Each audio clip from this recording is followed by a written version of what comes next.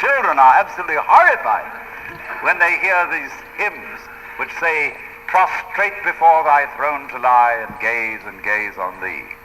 They can't imagine what this imagery means. I mean, in a very subtle theological way, I could wangle that statement around to make it extremely profound.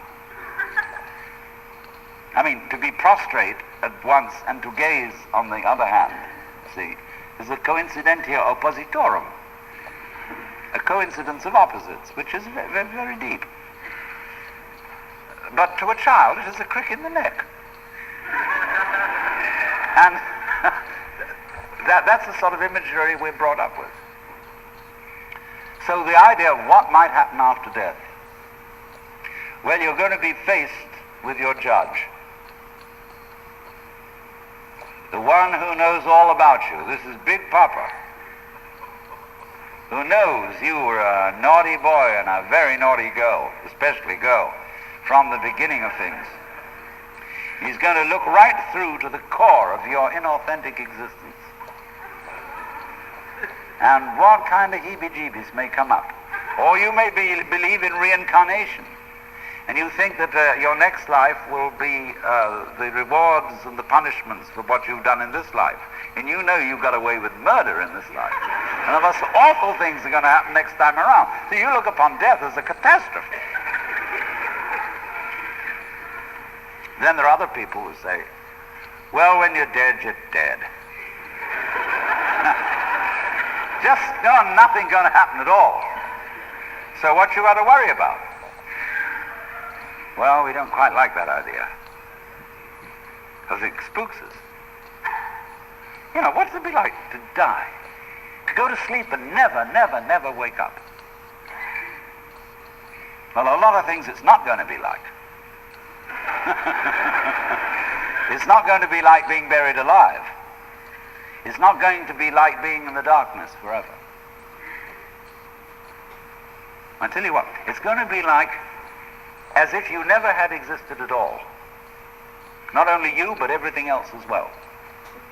There was never anything, and there's no one to regret it. And there's no problem. Well, think about that for a while. It's kind of a weird feeling you get when you really think about that. You really imagine it. Just to stop altogether. And you can't even call it stop, because you can't have stop without start. And there wasn't any start. There's just no thing. Well, then when you come to think of it, that's the way it was before you were born. I mean, if you go back in memory, as far as you can go, you get to the same place as you go forward in your anticipation of the future as to what it's going to be like to be dead.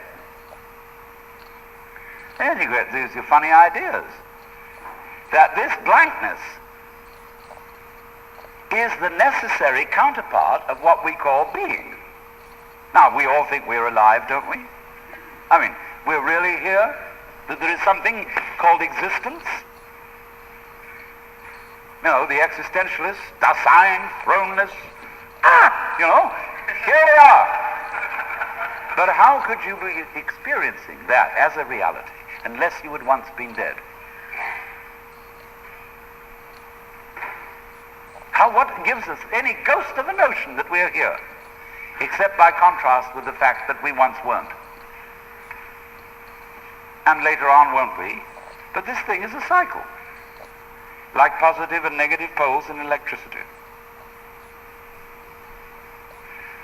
So this then is the value of the symbolism of she is black. She, the womb principle, the receptive, the instanding, the void, and the dark. And so that is to come into the presence of the God who has no image.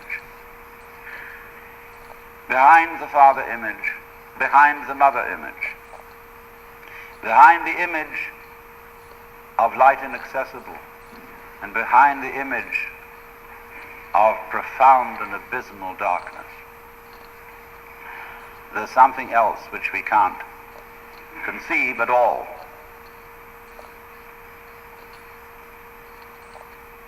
Dionysius the Areopagite called it the luminous darkness. Nagarjuna called it shunyata, the void. Shankara called it Brahman, that which can only, of which nothing at all can be said. Neti neti, beyond all conception whatsoever. And you see, that is not atheism in the formal sense of the word. This is a profoundly religious attitude, because what it corresponds to practically is an attitude to life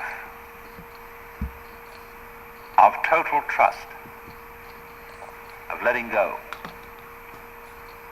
When we form images of God, they are all really exhibitions of our lack of faith, something to hold on to, something to grasp. How firm a foundation, what lies underneath us, the rock of ages, or whatever, Ein feste Burg. But when we don't grasp, we have the attitude of faith. If you let go of all the idols, you will of course discover that what this unknown is, which is the foundation of the universe, is precisely you. It's not the you think you are. No, it's not your opinion of yourself. It's not your idea or image of yourself. It's not the chronic sense of muscular strain, which we usually call I. You can't grasp it. Of course not. Why would you need to? Supposing you could, what would you do with it? And who would do what with it? You can never get at it. So there is that profound central mystery. And the attitude of faith is to stop chasing it. Stop grabbing it. Because if that happens, the most amazing things follow. But all these ideas of the spiritual, the godly, as this attitude of must, and we have been laid down the laws which we are bound to follow, all this jazz, is not the only way of being religious and of relating to the ineffable mystery that underlies ourselves and the world.